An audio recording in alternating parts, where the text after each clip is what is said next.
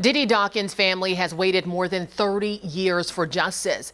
Justice, they say, now feels even further away now that the Catawba County Sheriff's Office admits to losing key evidence in her case. Somebody just raped and murdered her and threw her into a river like she was a piece of trash, and then nothing else was ever done. Dee Dee Dawkins was only 13 years old when she was killed back in 1992. I called Dee Dee the county's dirty little secret. Her family says she was labeled, misjudged, and left behind. And now they say she's been failed again. There's something really much bigger going on here. This document from the medical examiner confirms Dee Dee's shoe, one of the only things she was wearing when her body was found, was signed over to the Catawba County Sheriff's Office. But the evidence, now gone, with no paper trail explaining how or when. Obvious that there was major mistakes made. You've lost this girl's evidence. If they wanted to solve the girl's case, they had the opportunity to do this 30 years ago, and they didn't. Willie Armstrong is the Brookford chief of police. He reopened Dee Dee's case back in 2024 and quickly learned of the missing evidence.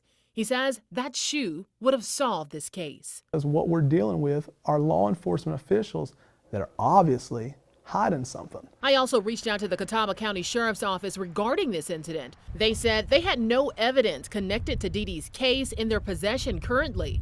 They say electronic evidence records dates back to the year 2001.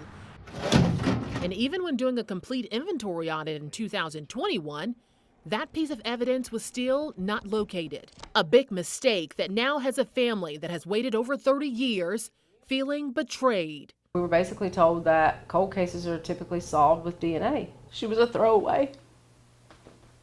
And that's how I feel about it. I spoke to the district attorney who says they've always been committed to finding answers in this case. They're always open. Unfortunately, it just remained unsolved. But documentation I obtained shows the case was closed back in 2001. The Catawba County Sheriff's Office also has a list of unsolved cases on their page, some dating back to 1983. But Dee Dee's case was not one of them. They still don't want her name out there. Dawkins' family says the question now isn't just how the shoe was lost, it's how justice for Dee Dee was too. That some days I get so hopeless that I feel like nothing's ever going to be done. I asked further questions about the possibility of more missing evidence prior to 2001. I was told this is an isolated incident.